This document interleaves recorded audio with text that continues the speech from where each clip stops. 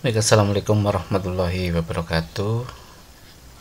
Rekan-rekan mahasiswa yang saya banggakan, pada kesempatan hari ini kita berjumpa lagi dalam perkuliahan online, di mana hari ini kita akan masuk di perkuliahan manajemen bencana. Pada hari ini kita akan membahas tentang konsep di manajemen bencana.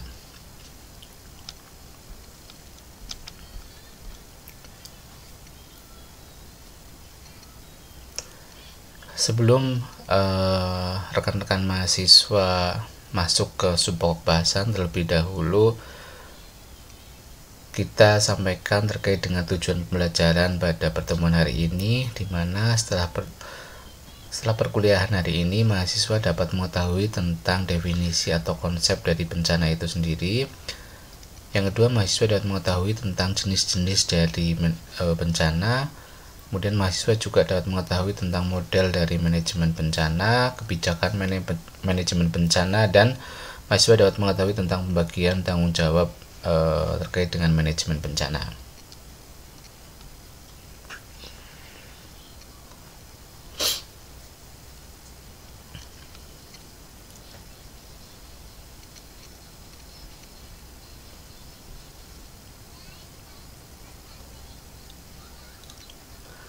Baik, di sini kita akan membahas tentang definisi dari bencana itu sendiri. Ya, sebelumnya mungkin mahasiswa seringkali mendengar istilah bencana ya. Bencana itu bisa berbagai macam ya, dari bencana alam, bencana sosial, bencana lingkungan, bencana dan lain-lain ya. Dari definisi bencana itu sendiri menurut Undang-Undang Nomor 24 Tahun 2007 ya, definisi dari bencana adalah suatu peristiwa atau serangkaian peristiwa yang mengancam dan mengganggu kehidupan dan penghidupan masyarakat yang disebabkan baik oleh faktor alam, faktor non-alam maupun faktor manusia, sehingga nanti dapat mengakibatkan timbulnya korban jiwa manusia, kerusakan lingkungan, kerugian harta benda, dan dampak psikologis. Nah, ini definisi dari bencana menurut Undang-Undang Nomor 24 Tahun 2007. Nah, ada juga definisi menurut IDPC atau Asian Disaster Preparedness Center, di mana definisi bencana ini mendefinisikan serious disruption of the function of society causing various human, material, of environment loss with exceeded the ability of the affected community to coping use their own language. Nah, di sini IDPC mendefinisikan bencana merupakan suatu hal yang sangat berbahaya, yang sangat serius, di mana bencana ini bisa mengganggu kehidupan sosial ya, kehidupan manusia, bisa mengganggu kehidupan atau kehilangan secara material, secara lingkungan ya, dan dapat mengubah kondisi setempat ya. Ini yang menurut Asian Disaster Preparedness Center.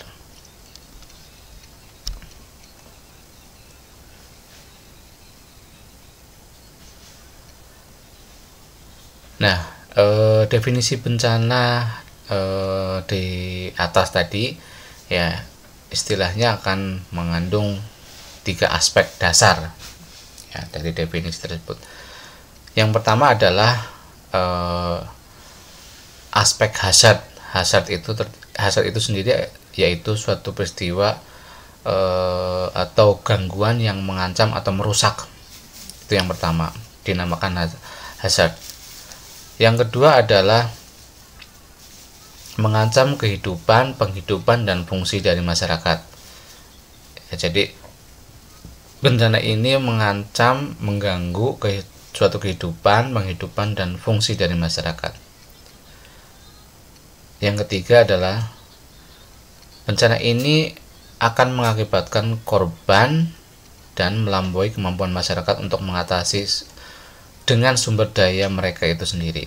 Ya, jadi ada 3 pokok penting dalam definisi bencana. Yang pertama adalah bencana itu adalah mengancam dan merusak. Yang kedua adalah mengganggu penghidupan dan fungsi dari masyarakat. Yang ketiga adalah adanya korban yang banyak atau melampaui masyarakat sehingga masyarakat tidak mampu untuk mengatasi bencana tersebut ya dengan sumber daya masyarakat yang ada. Ya. Kemudian bencana ini terjadi karena ada dua kondisi. Yang pertama hazard, yang kedua adalah vulnerability. Hazard adalah suatu gangguan yang mengancam dan merusak, sedangkan vulnerability adalah suatu kerentanan masyarakat. Ya, masyarakat tidak bisa atau tidak mampu untuk mengatasi bencana tersebut. Nah, ini jadi ada dua pokok masalah di sini.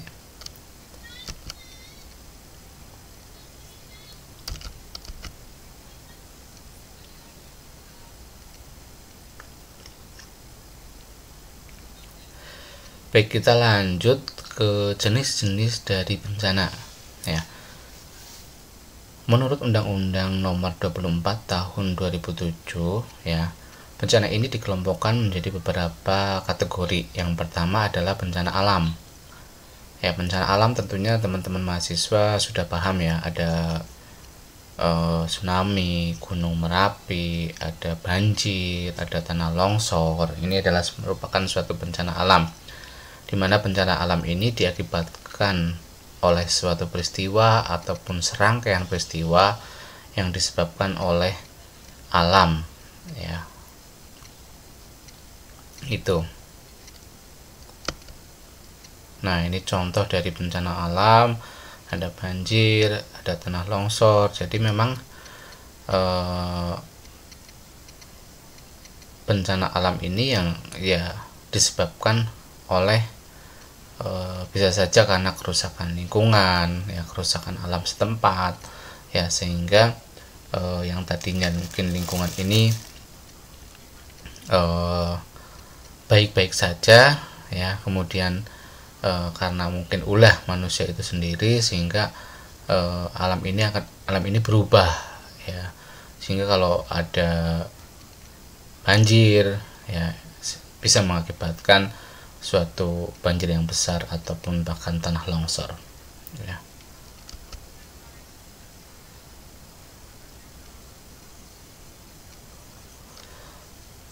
Nah, yang kedua adalah bencana non alam.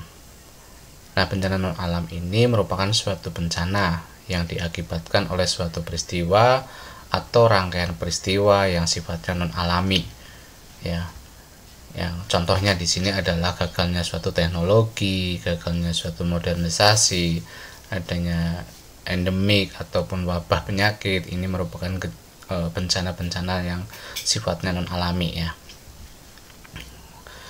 Virus ya, coronavirus ya, kemudian ada SARS ya, kemudian itu terkait dengan wabah penyakit. Kemudian ada gagalnya teknologi, mungkin jatuhnya pesawat atau kecelakaan pesawat dan yang lain-lain ya. Ini juga merupakan salah satu bencana yang sifatnya non alam.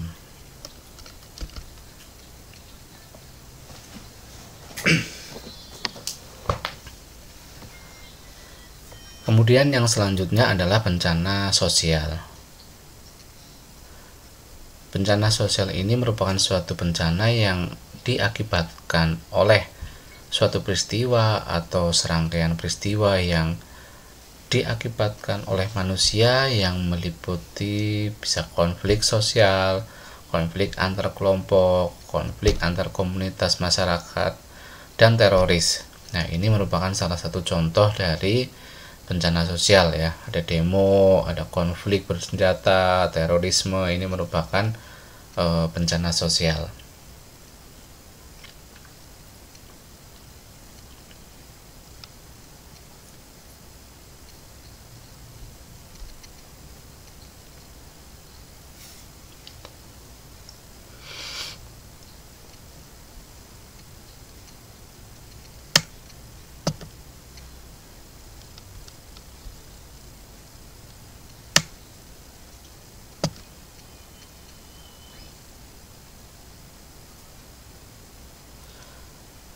Baik, kemudian menurut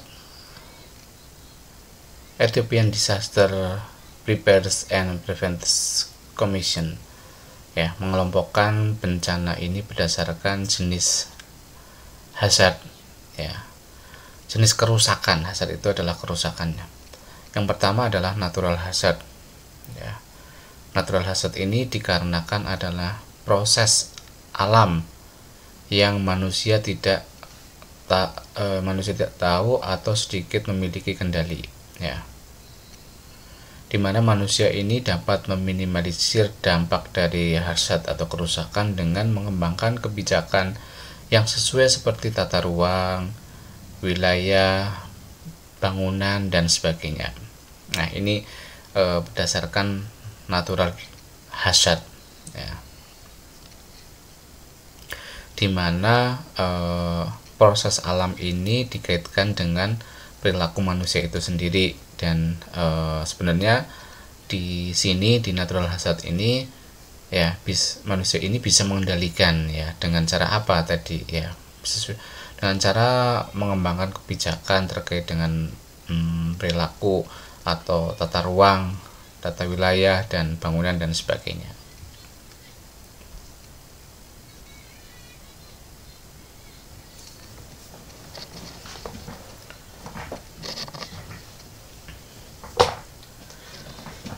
Yang berikutnya adalah human made hazard, ya. Human made hazard ini diakibatkan karena adanya aktivitas manusia yang mengakibatkan suatu kerusakan dan kerugian fisik, sosial, ekonomi, dan lingkungan. Nah, human made hazard ini mencangkup beberapa contoh, ya. Ada technological hazard, ada environment degradation, ada konflik, ya.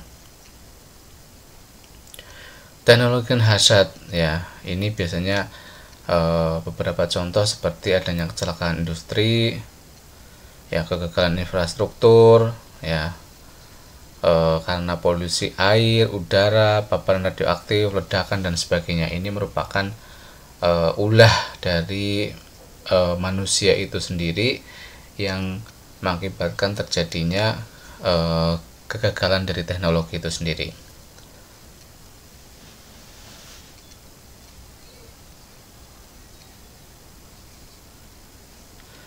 Yang berikutnya adalah environment degradation, di mana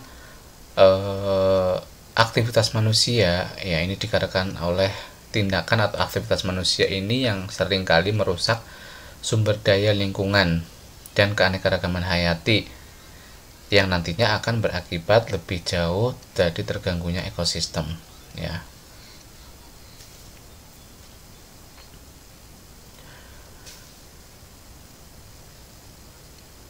Yang berikutnya adalah konflik hazard. Konflik ini merupakan suatu kerusakan, ya, yang disebabkan karena perilaku suatu kelompok manusia pada sekelompok manusia yang lain, ya, sehingga akan menimbulkan suatu kekerasan, kerusakan pada sekelompok atau komunitas yang lebih luas, ya. Ini adalah konflik, ya, menurut human made hazard. Pada intinya human made hazard ini adalah suatu kerusakan yang disebabkan oleh manusia itu sendiri, ya, yang akan mengakibatkan kerugian bisa fisik, sosial, ekonomi, lingkungan, dan yang lain-lain.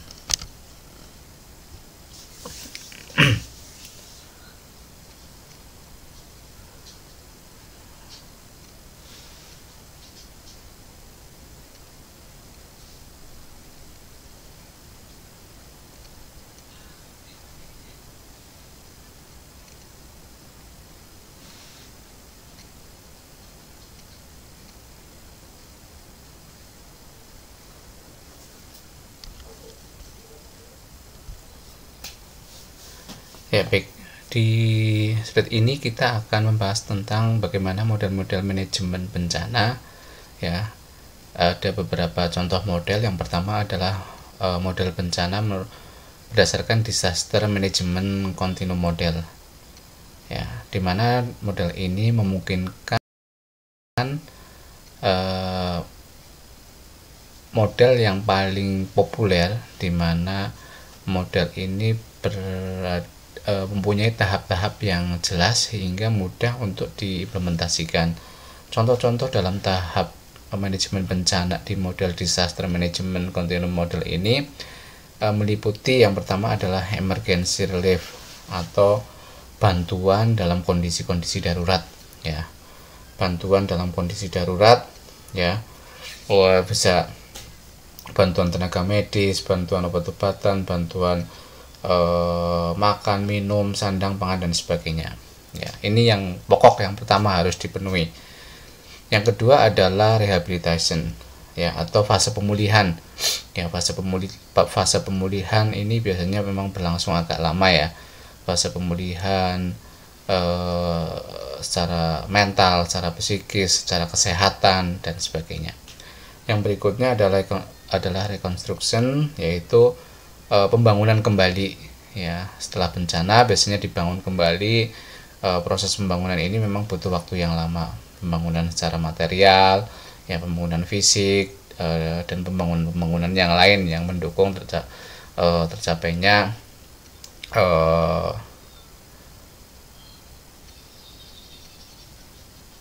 kondisi yang sudah diharapkan oleh masyarakat atau lingkungan tertentu. Kemudian ada mitigation, ya. Mitigation itu adalah suatu kelonggaran atau keringanan yang diperoleh oleh masyarakat setempat yang terdapat atau terdampak bencana, ya. Dia biasanya akan mendapatkan suatu ganti rugi dan sebagainya, ya. Kemudian ada preparedness, ya, atau kesiapsiagaan, ya. Jadi langkah berikutnya adalah menyampaikan bahwa kepada masyarakat setempat, ya, kondisi-kondisi yang rawan bencana itu harus selalu siap siaga apabila memang akan datang lagi bencana atau hal-hal yang tidak diinginkan, sehingga kalau masyarakat sudah siap terkait dengan hal yang akan terjadi, maka kemungkinan jatuhnya korban ini akan sedikit.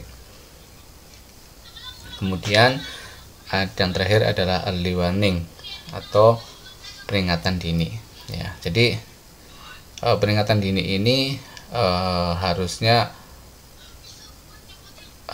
dari atau berkoordinasi dengan dinas-dinas terkait, ya, atau BNPB atau penanggulangan bencana, ya. Jadi kalau ada bencana, ya, itu harus sesegera mungkin ada peringatan awal, ya, terkait dengan kondisi yang mungkin akan terjadi, sehingga nantinya masyarakat setempat bisa secara cepat untuk mengantisipasi bencana tersebut sebelum dia datang. Jadi seperti ini adalah tahap disaster management continuum model, mulai dari emergency relief sampai early warning.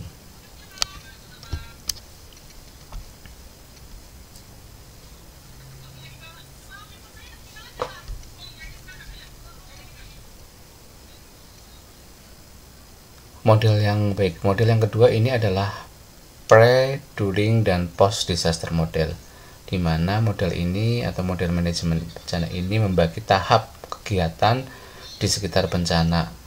Tahap-tahap ini meliputi tahap sebelum, ya, pre, during adalah selama bencana terjadi, dan post adalah setelah bencana. Dan model ini biasanya seringkali digabungkan dengan disaster management continuum model. Ya, mungkin pada model pre-during post disaster management model ini, ya, sebelum bencana harusnya sudah ada persiapan terlebih dahulu, ada warning, early warning, kemudian ada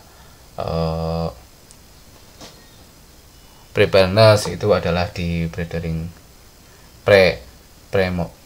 bencana. Kemudian yang ada di saat bencana ini adalah emergency relief ya. Kemudian setelah bencana ini ada rehabilitasi dan rekonstruksi. Ini yang biasanya dibagi di model kedua.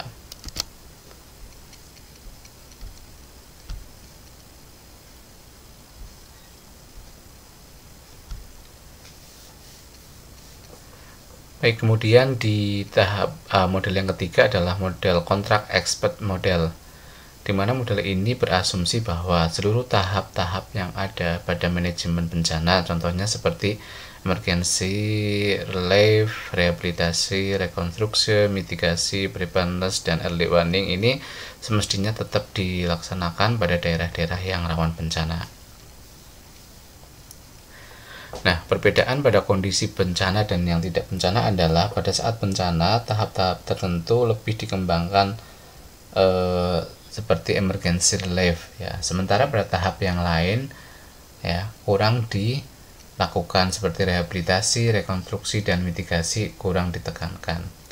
Nah, ini di contract expert model ini beranggapan bahwa pada daerah-daerah bencana ya, atau pada kondisi bencana ini dia menekankan pada manajemen di emergency relief ya, sedangkan pada rehabilitasi, rekonstruksi, mitigasi ini kurang ditekankan.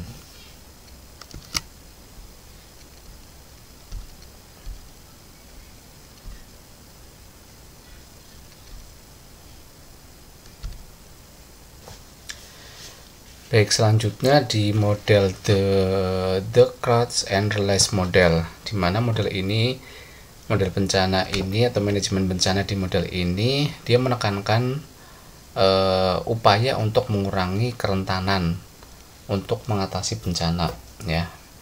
Bila masyarakat tidak rentan ya, maka bencana akan juga kecil kemungkinannya terjadi meski hazard ya tetap terjadi ya. Jadi di sini menekankan bahwa masyarakat setempat harus mempunyai kesiapsiagaan terhadap bencana ya. Jadi di sini ya, jadi masyarakat harus mungkin sering ada pelatihan-pelatihan, kemudian ada bagaimana masyarakat tahu cara penanganan bencana tersebut, kemudian kesiapan untuk mengatasi bencana, ini yang ditekankan di tahap the Crouch and Release model. Nah, kemudian yang keempat adalah disaster risk reduction framework ya.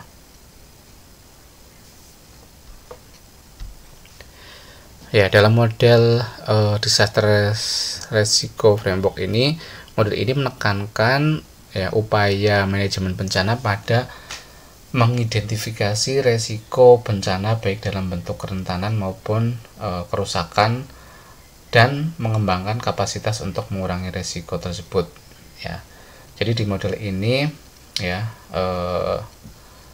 masyarakat ya atau orang-orang yang berada di kawasan bencana ini dia lebih cenderung harus mampu mengidentifikasi resiko-resiko atau kemungkinan-kemungkinan bahaya yang ditimbulkan terhadap bencana ya.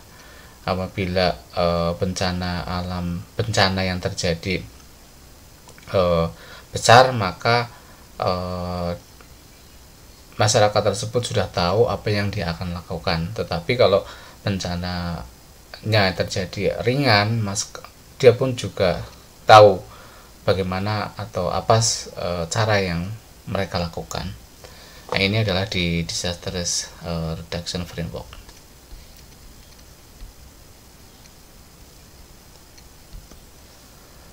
Kemudian di sini kita akan membahas tentang kebijakan manajemen bencana ya.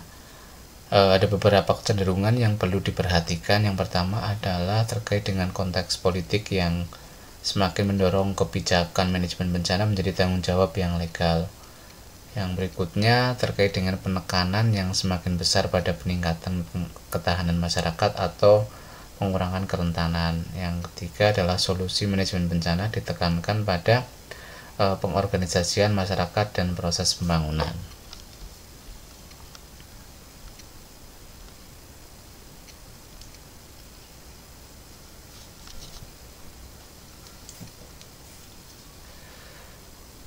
Nah, dalam penetapan sebuah kebijakan manajemen bencana ya perlu memperhatikan beberapa proses ya yang umumnya terjadi ya, dan proses ini memerlukan beberapa tahap. Yang pertama adalah mulai dari tahapan kebijakan dari pemerintah pusat yang pada saat ini berada pada tahap formulasi kebijakan ya. Tahap formulasi kebijakan ini adalah suatu proses penyusunan beberapa peraturan pemerintah yang biasanya sedang berlangsung. Yang kedua adalah tahap implementasi ya, implementasi kebijakan ya.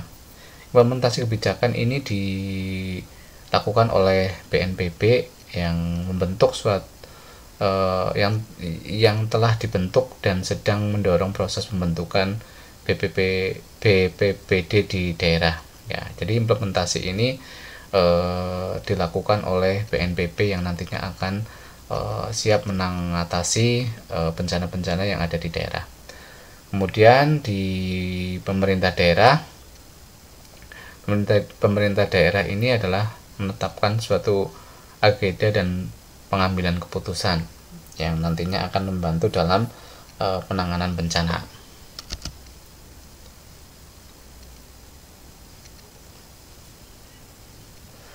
Kebijakan manajemen bencana ini perlu secara jelas untuk menetapkan hal-hal yang bisa dilakukan. Yang pertama adalah pembagian tanggung jawab antara pemerintah pusat dan daerah ya. Jadi tanggung jawab terkait dengan manajemen bencana yang jelas antara pusat dan daerah itu harus benar-benar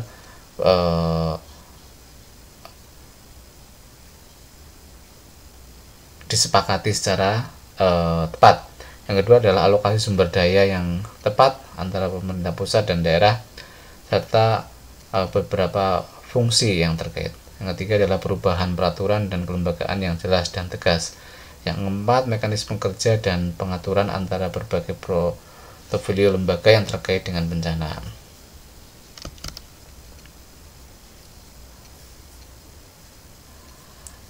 Kemudian pembagian tanggung jawab manajemen bencana menurut Undang-Undang Nomor 24 Tahun 2007.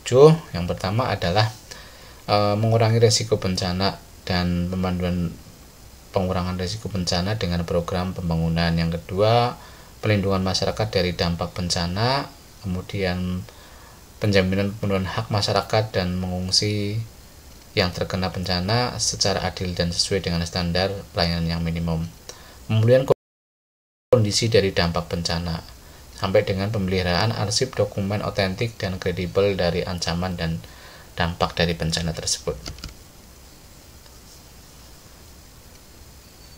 Nah, tanggung jawab pemerintah daerah ya, menjamin pemenuhan hak masyarakat dan pengungsian yang terkena bencana sesuai dengan standar pelayanan yang minimum, atau melindungi masyarakat dari dampak bencana, mengurangi risiko bencana dan mengendalikan risiko bencana dan program pembangunan, sampai mengalokasikan dana penanggulangan bencana dalam anggaran pendapatan dan belanja daerah yang memadai. Tanggung jawab pemerintah daerah dirumuskan yang pertama menjamin pemenuhan hak masyarakat, pelindungan masyarakat dari dampak bencana, pengurangan risiko bencana, dan pengalokasian dana penanggulangan bencana serta anggaran pembelanjaan daerah yang memadai. Nah, tugas BNPB di sini adalah memberikan pedoman, pengarahan, penanggulangan bencana yang mencakup pencegahan bencana, penanganan, tanggap darurat, rehabilitasi, rekonstruksi, dan secara adil dan setara. Ini tugas yang berat ya oleh BNPB. Yang kedua adalah menetapkan standar. Yang ketiga menyampaikan informasi terkait dengan kegiatan penanggulangan bencana.